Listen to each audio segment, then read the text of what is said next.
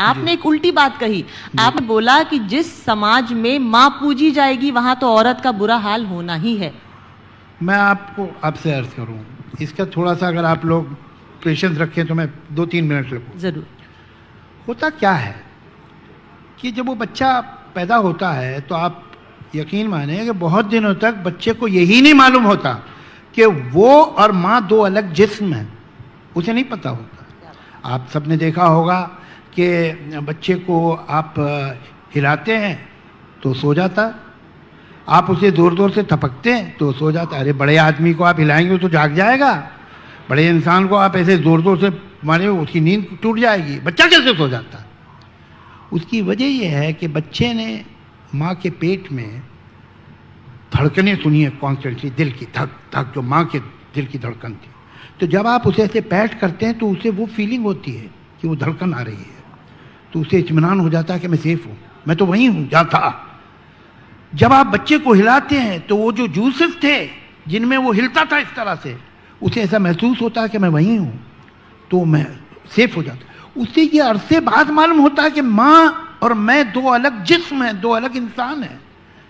और उस गम को कम करने के लिए वो एक माँ जैसी चीज़ ढूंढता है, टेडी बेयर या एक ब्लैंकेट। वो चीज़ हमेशा नर्म होगी, गर्म होगी, मुलायम होगी, माँ की तरह। वाह। कि अब माँ तो नहीं है, अलग है, तो कोई चीज़ तो रख लूँ अपने पास माँ जैसी।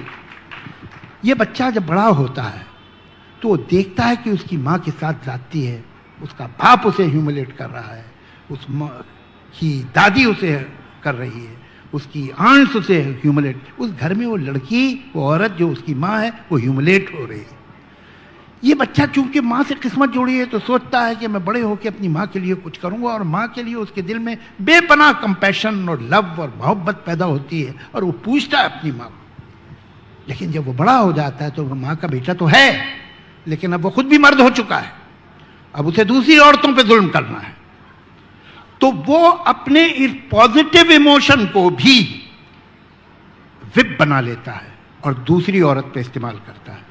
तुम मेरी माँ की तरह दाल नहीं बना सकती, तुम में मेरी माँ जैसे घर संभालती थी तुम नहीं संभाल सकती। वो माँ को कैरेट बना के अपनी बीवी के आगे लटका देता है, और वो बीवी सारी जिंदगी चलती है और उस कैरेट तक नहीं पहुंच सकती। हर माँ, सास जो है हमारे समाज में, हर सास जो है अपने बहू से बेहतर दाल बनाती थी। यानी 5000 साल से खाने का स्टैंडर्ड नीचे जा रहा है।